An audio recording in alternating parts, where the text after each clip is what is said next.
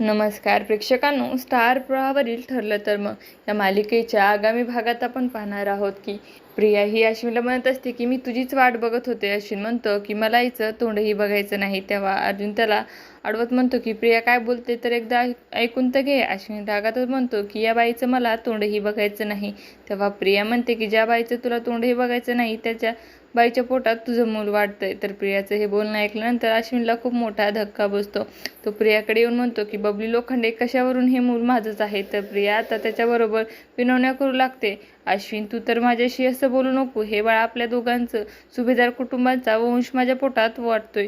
अश्विन स्पष्टपणे म्हणतो हे बाळ माझं नाहीच आहे. तर इकडे गार्डनमध्ये आता सायलीला लहानपणीची तन्वी दिसू लागते. सायली विचार करते तन्वीबद्दलचे सगळे भास मलाच काय होत आहे. त्यानंतर सायलीला आता सगळाच भूतकाळ आठवू लागतो आणि अखेर सायली चक्कर येऊन आता खाली पडते. तर याची कल्पना कोणालाही नसते की सायली बाहेर पडलेली आहे. असं काही आपल्याला या भागात पाहायला मिळणार आहे. तुम्हाला जर आपला व्हिडिओ आवडला असेल तर चॅनलला लाईक, शेअर आणि सबस्क्राईब करायला विसरू नका. धन्यवाद.